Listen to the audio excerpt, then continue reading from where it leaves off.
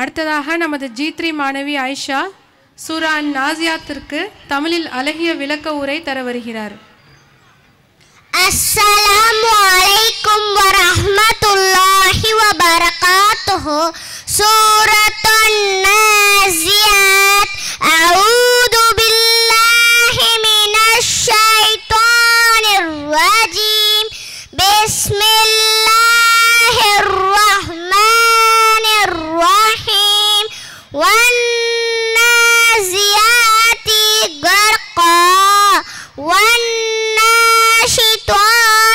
نشطا والسابحات سبحا فالسابقات سبقا فالمدبرات أمرا يوم ترجف الراجفة تتبعها الراجفة قلوب يومئذ واجفة أبصارها خاشعة يقولون أئنا لمردودون في الحافرة أئذا كنا عظاما نخرة قالوا تلك إذا كرة خاسرة فإنما هي زجرة واحدة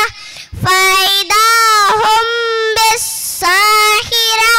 هل أتاك حديث موسى إذ ناداه ربه بالواد المقدس طوى اذهب إلى فرعون إنه طغى فقل هل لك إلى أن تزكى وأهديك إلى ربك فتخشى فأراه الآية الكبرى.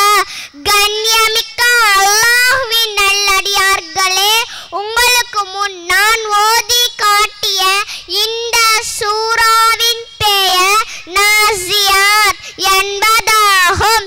இதன் பொருள் உயிரை கைப்பற்றும் வானவர்கள். இந்த அத்தியாயம் மக்காவில் இறக்கப்பட்ட மக்கி வசனமாகும். இந்த அத்தியாயத்தின் முதல் வசனம்தான் இந்த சூராவின் பெயராக சூட்டப்பட்டுள்ளது. வன்னாசியாத்தி கர்கா. பல விஷயங்களை பற்றி இந்த சூரா பேசுகிறது. குறிப்பாக மரணத்தை பற்றியும் ஃபிரௌன் அழிக்கப்பட்டது, இஸ்லாத்தின் அடிப்படை கொள்கை ஆகியவற்றை மிக ஆழமாக எடுத்துரைக்கிறது. அமைதியாக சுழன்று கொண்டிருக்கும் பூமி மர்மையின் நெருக்கத்தில் அடுக்கடுக்கான அதிர்வுகள் ஏற்படும் என்பதை விவரித்து மர்மையை மறுக்கும் காஃபிர்களை நடுநடுங்க செய்கிறது.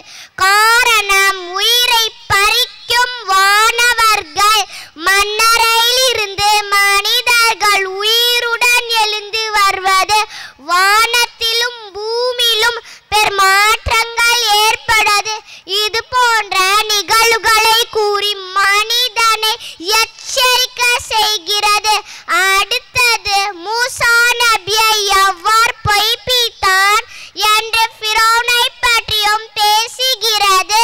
மேலும் ஃபிரௌன் தன்னை எகிப்து நாட்டின் அரசன் என்றும் அங்குள்ள நதிகள் தன் கட்டுப்பாட்டில் தான் ஓடுகிறது, எனவே அவன் நான் தான் உங்களின் இறைவன் என்று கூறினான். எனவே அவன் தன்னுடைய பெருமையின் காரணமாக கடலில் மூழ்கி அழிக்கப்பட்டான்.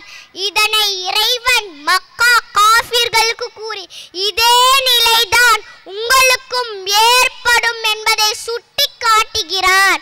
மேலும் நபி ஸல்லல்லாஹு அலைஹி வஸல்லம் அவர்களுக்கு ஆறுதலாகவும் ஏற்படுத்தி இருக்கிறான்.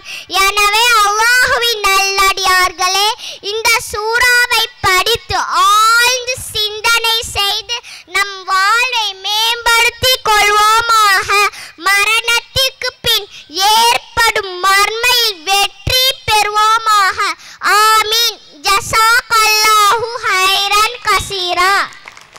Ameen. Allahu Akbar. That was a stunning speech, Aisha. Barakallah.